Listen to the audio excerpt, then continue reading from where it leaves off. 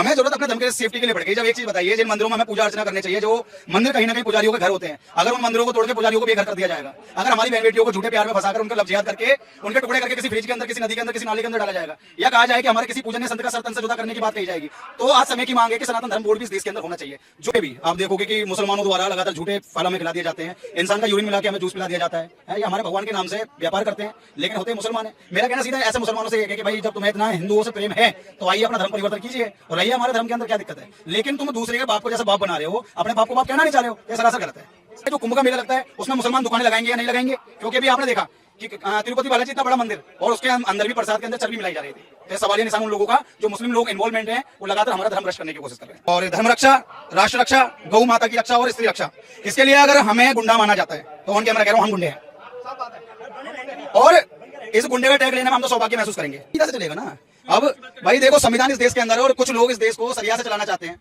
जब हमारी बहन बेटियों को काटा जाता है, उनका कट पीस करके डाला जाता है फ्रिज के अंदर, जब तो इनका कोई मौलवी ये नहीं कहता था कि उस मुसलमान की कहीं ना कहीं सरदार से जुदा होना चाहिए, क्यों फतवे जारी नहीं होते भाई। जब कोई मुसलमान किसी बच्ची का बलात्कार करता है, क्यों फतवे जारी नहीं होते। जब कोई मुसलमान पत्थर उठा के जब पत्थरबाजी धार्मिक यात्रा पे करता है, जब फतवे जारी क्यों नहीं होते भाई साहब। इससे साफ पता लगता है जो इस्लाम के तार हैं वो सीधा सीधा जिहादी मानसिकता के लोगों से जुड़े हुए हैं।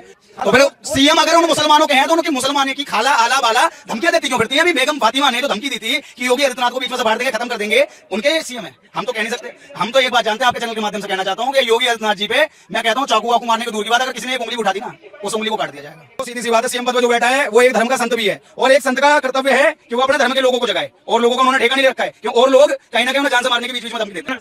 राहुल पचौरी कट्टर हिंदू। मेरा सवाल है कि सनातन बोर्ड की मांग की जा रही है, अभी क्यों की जा रही है? मेरा सवाल यही है, क्योंकि आप लोग बहुत पहले ही मांग कर सकते थे, वक्फ बोर्ड आजादी से पहले भी था, अभी क्यों?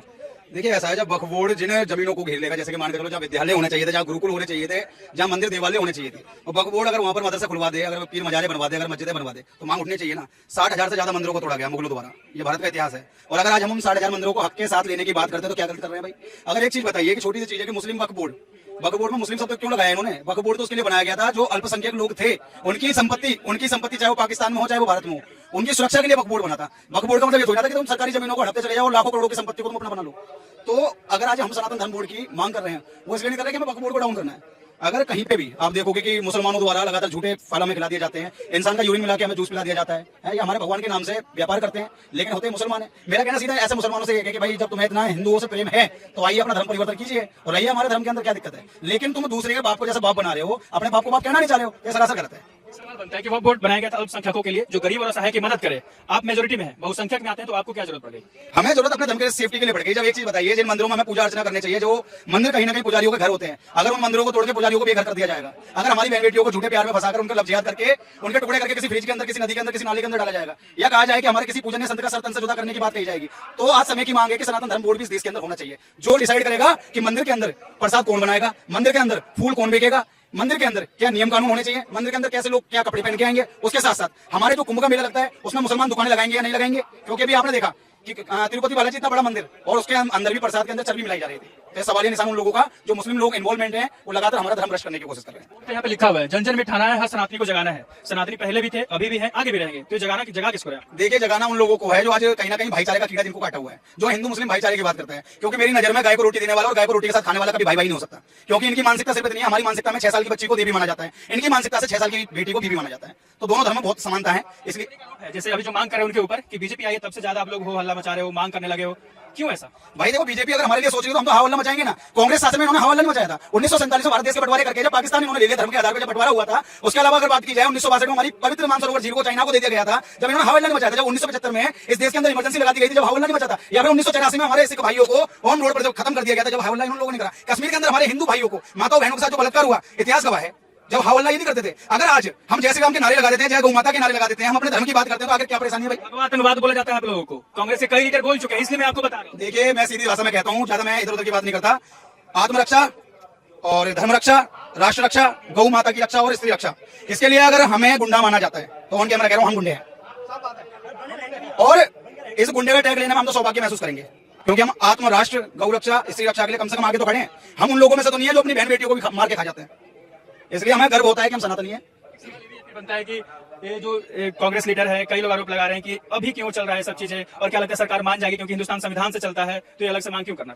हिंदुस्तान अगर संविधान से चल रहा होता तो कांग्रेस ने जो 80 से 85 बार जिस संविधान का बलात्कार कर दिया, जब संविधान कहां चला गया था? संविधान ने तो कहीं ना कहीं बाबा साहेब अम्बेडकर जी ने कहा था कि आरक्षण को समय के साथ खत्म कर देना चाहिए, पर आरक्षण आज तक इस देश के अंदर कैंसर की बीमारी की तरह क्यों फैलता रहा? अगर वाकई में संविधान को मानने वाले लोग थे तो इस देश के अंदर भारत तेरे टुकड़े होंगे इंशाल्लाह इंशाल्लाह क्यों कहा जाता है भाई? 15 मिनट भी मांगते हैं आप लोग से। अरे भैया वो 15 मिनट भी पुलिस वालों को बीच में मांगता है, उसके आसपास में 15 से 20 पुलिस वाले होते हैं जब वो 15 मिनट की बात करता है। अगर वो 15-20 पुलिस वाले ना हो ना तो उनकी औकात हम जैसा सनातन नहीं बताते कि ओवैसी इस देश में क्या मांग रखता है। क्योंकि मेरा देखो छोटी सी लाइन है कि और जरा सा धीरे धरो, यमुना का पानी खोलेगा, राम भक्त के बाद अभी तो कृष्ण भक्त भी डोलेगा। और जिस दिन योगी बाबा बैठे प्रधानमंत्री की कुर्सी पर, हैदराबाद में बैठा ओवैसी भी राधे राधे बोलेगा। बात है मांग बने, लेकिन फिर वही बात आ जाती है कि सरकार क्या मान लेंगे आप लोगों की बात? क्या लगता है आगे? भाई इस तरीके से बागेश्वर बाबू छत्तीसगढ़ में यही यात्रा मतलब बात कर रहे हैं, इसी पे चर्चा पैदल यात्रा मार्च भी निकाल रहे हैं और यहाँ भी चल रहा है। तो देखिए मेरी एक बात बताइए, मुसलमान को क्यों मांग कर ले, उनकी सारी मांग जायज है। और अगर हिंदू की बात मांग कर ले तो क्या दिक्कत है भाई? अगर आज हिंदू राष्ट्र बनाने की बात कर रहा है तो क्या दिक्कत है? 57 इस्लामिक कंट्रियां हैं, जिस भी मुसलमान के जिस भी मुस्लिम नेता के पेट में दर्द है उन 57 इस्लामिक कंट्रियों में जाकर बैठ जाए। क्या कर रहे हो देश के अंदर? क्योंकि जो कहते हैं ना कि देश किसी मतलब किसी एक का नहीं है, हर किसी का रक्त इसमें है। तो मैं बता दूं, तुम्हारे बाप दादाओं ने पाकिस्तान ले लिया था, अब यहाँ तुम किराएदार के तौर पर रह रहे हो। मकान मालिकों को आंख से कहीं ना कहीं डराने की कोशिश ना की जाए तो ज्यादा अच्छा रहेगा, वरना किराएदारों से मकान भी खाली करा लिया जाएगा। हिंदू राष्ट्र की बात कर रहे हो तो फिर मुसलमान और सिख और ईसाई कहाँ जाएंगे? क्या इस्लामिक कंट्रियों में और धर्म के लोग नहीं रहते हैं? रहते हैं ना, तो उसी प्रकार से हम लोग रहेंगे। अगर हमारे तरीके से रहेंगे ठीक है, नहीं रहेंगे तो भैया जाओ अपनी टिकट कटवाओ और इस्लामिक कंट्री में जाके रहो। महाकुंभ में भी उनको बैन करने की बात की जाए कि बाहर से प्रतिबंध लगा दिया जाए, कोई मुस्लिम एंट्री ना करे। ये सवाल उठता है कि बांटने वाली बात है, हमको बाहर रखा जा रहा है लेकिन हिंदुस्तान संविधान से चलता है, प्रदर्शन करेंगे। कई मौलवी नेता बयान दे रहे थे। अब मौलवी ये डिसाइड नहीं करेंगे कि कुंभ का मेला कैसा चलेगा। कुंभ का मेला हमारे पवित्र हिंदुओं का कहीं ना कहीं एक भारी संगम है, जिस हमारे संत महात्मा जूना अखाड़ा के महात्मा सब भारी संख्या में आते हैं और स्नान करते हैं। जब मौलवी ये डिसाइड करेंगे कि इस्लाम किस प्रकार से चलेगा तो हमारे धर्मगुरु ये डिसाइड करेंगे कि सनातन धर्म किस प्रकार से चलेगा। ठीक है ना? और जिनके पेट में दर्द हो रहा है वो लगा के देख ले भैया, हम अपने आप जवाब दे देंगे। जब पिछवाड़े वाला उनके पड़ेगी ना और बाहर कर दिया जाएगा। बात हो गई ना, सब कुछ क्या अलग अलग हो रहा है सब। तो भैया अलग हो नहीं रहा है क्या? एक चीज बताओ, मैं चल रहा हूँ, मैं अपना सारा सामान खरीद रहा हूँ, सारे भाई मेरे जाएंगे मक्का मदीना, मेरी दुकान लगवा दो मक्का मदीना में। कोई मक्का मदीना में हमारी दुकान लगवा दो ना। जब गैर हिंदू वहां पर कहीं से कहीं तक परमिशन नहीं है तो एक चीज बताओ, हम अपने कुंभ के मेले में क्यों भाई परमिशन दे दें लोगों को? भैया तेल लगा के सरसों का हिसाब लेंगे वर्षों का, ठीक है ना? क्योंकि हम उन लोगों में से नहीं है जो मुगलों को अपना कहीं ना कहीं आदर्श माना हो। हमारे अंदर जो है ना खून, वीर शिवाजी का, महाराणा प्रताप का खून है, किसी आतंकवादी का खून हमारी कहीं ना कहीं रक्त के अंदर बह रहा है। तो इसलिए वो सारी चीजें होंगी जो देश के अंदर हुई नहीं थी। गीता से चलेगा, बिल्कुल गीता से चलेगा ना। अब भाई देखो, संविधान इस देश के अंदर है और कुछ लोग इस देश को सरिया से चलाना चाहते हैं। जब हमारी बहन बेटियों को काटा जाता है, उनका कट पीस करके डाला जाता है फ्रिज के अंदर, जब तो इनका कोई मौलवी ये नहीं कहता था कि उस मुसलमान की कहीं ना कहीं सरदार से जुदा होना चाहिए। क्यों फतवे जारी नहीं होते भाई? जब कोई मुसलमान किसी बच्ची का बलात्कार करता है क्यों फतवे जारी नहीं होते? जब कोई मुसलमान पत्थर उठा के जब पत्थरबाजी धार्मिक यात्रा पे करता है, जब फतवे जारी क्यों नहीं होते भाई साहब? इससे साफ पता लगता है जो इस्लाम के तार हैं वो सीधा सीधा जिहादी मानसिकता के लोगों से जुड़े हुए हैं। और इसमें कोई दोहराए वाली बात नहीं है कि जैसे हमें बचपन में सिखाया गया था कि सबका मालिक एक है, और जैसे जैसे बड़े हुए थे हमें समझ में आया कि सबका कातिल एक है। इन्हें जिहादी मानसिकता से सिर्फ भारत नहीं लड़ रहा है, Bangladesh, Pakistan, Africa, Australia, Germany, ना जाने इतने कितने देश हैं जो जिहादी मानसिकता के लोगों से लड़ रहे हैं, क्योंकि इनका इतिहास रहा है। एक बात यह है, जब योगी बाबा इतने सम्मानित पद पर बैठे हुए हैं, एक उत्तर प्रदेश राज्य के मुख्यमंत्री और भरे मंच से अगर वो कह रहे हैं ना कि बटोगे तो कटोगे। जी मल्लिकार्जुन खड़गे जी बोल रहे थे कि यूपी का आदमी है, भगवा वस्त्र धारण करता है, जिसके सर पे बाल नहीं है, एक बढ़िया पद पे बैठ के इस तरह का बयानबाजी करता है। टारगेट तो योगी जी, और बोला कि इस तरह के बयान देते हैं तो उनको नहीं देना चाहिए, भगवातवाद वाला लक्षण है उनके। भैया खड़गे साहब आपके जैसे तो नहीं है कम से कम कि तुम्हारी तो माता जी को भी जिन व्यक्तियों ने जला दिया उनके पैर छू के उनके पैर की मट्टी को भी तुम चाटना चाहते हो। इतनी चाटुकारी तो नहीं है ना। आज कम से कम हमारे योगी आदित्यनाथ ने उन सनातनियों को बता दिया कि वाकई में आज अगर जात पात की बेड़ियां आप नहीं तोड़ोगे, आप सच्चाई में हिंदू नहीं बनोगे, तो वो दिन दूर नहीं कि जिस प्रकार से अभी बांग्लादेश में जब हिंदुओं को काटा गया, अभी कुछ सालों पहले जब कश्मीर में हिंदुओं को काटा गया, बंगाल में जो लगातार काटा जा रहा है, असम के अंदर जिस प्रकार से बांटा गया और कहा जाए कि केरला में जिस प्रकार से धर्म परिवर्तन की जो लगातार चीजें चल रही है, अगर हमें समय रहते जातिवाद को बुलाकर अगर हिंदूवादी नहीं बने तो वो दिन दूर नहीं कि दिल्ली के अंदर भी हमें काटा जाएगा। तो कटोगे बयान सही है, सिर्फ हिंदुओं को जोड़ने की बात हो रही है। हिंदुस्तान में सब रहते हैं, फिर से अखिलेश यादव सवाल करने लगते हैं कि तो सिर्फ एक ही जाति को देख रहा, धर्म को देख रहा। अखिलेश यादव कौन है? वो अखिलेश यादव शायद वही है टेढ़ी नाक नमाजवादी पार्टी मुल्ला मुलायम का सुपुत्र। और मैं बता दूं, ये वो अखिलेश यादव है जब इसे मुख्यमंत्री का बंगला खाली करा था, टोटी चोरी भी करके ले गया था। इसकी इतनी औकात है कि जब मुजफ्फरनगर के अंदर दंगे हुए थे तो वहां सिर्फ मुसलमानों को वहां पे मुआवजा दिया गया 90 करोड़ रुपए का। जब सुप्रीम कोर्ट ने दखलंदाजी की कि भाई तुम कर रहे हो, खाली मुसलमानों का नुकसान नहीं हुआ उस दंगे में, हिंदुओं का भी नुकसान हुआ है, तब जाके 23 करोड़ का मुआवजा अलग से हिंदुओं के लिए पास करा गया। वो लोग हमें बताएंगे कि क्या एकता होती है, क्या भाईचारा होता है। सबकी बात नहीं कर रहे ना, एक सीएम पद पर बैठे होने के बाद। सीधी सी बात है, सीएम पद पर जो बैठा है वो एक धर्म का संत भी है, और एक संत का कर्तव्य है कि वो अपने धर्म के लोगों को जगाए, और लोगों को उन्होंने ठेका नहीं रखा है कि और लोग कहीं ना कहीं उन्हें जान से मारने के बीच में धमकी देते हैं। लोग बोलते हैं कि हमारे भी सीएम है, वो हमारे लिए भी बात करे। तो फिर सीएम अगर उन मुसलमानों के हैं तो उनकी मुसलमाने की खाला आला बाला धमकियां देती क्यों फिरती है? अभी बेगम फातिमा ने जो धमकी दी थी कि योगी आदित्यनाथ को बीच में से बांट देंगे, खत्म कर देंगे, उनके सीएम है। हम तो कह नहीं सकते। हम तो एक बात जानते हैं, आपके चैनल के माध्यम से कहना चाहता हूँ कि योगी आदित्यनाथ जी पे मैं कहता हूँ चाकू वाकू मारने की दूर की बात, अगर किसी ने एक उंगली उठा दी ना, उस उंगली को काट दिया जाएगा। कुछ बता रहे थे? हाँ बता रहे थे, जो ये कहते हैं ना कि मुस्लिमों का सीएम है, एक वोट। हाँ मुस्लिम बात सिर्फ एक ही धर्म की करते हैं। करो ना, जब एक धर्म वोट देगा ना एक नाके में वोट, तो वो एक ही रहेंगे।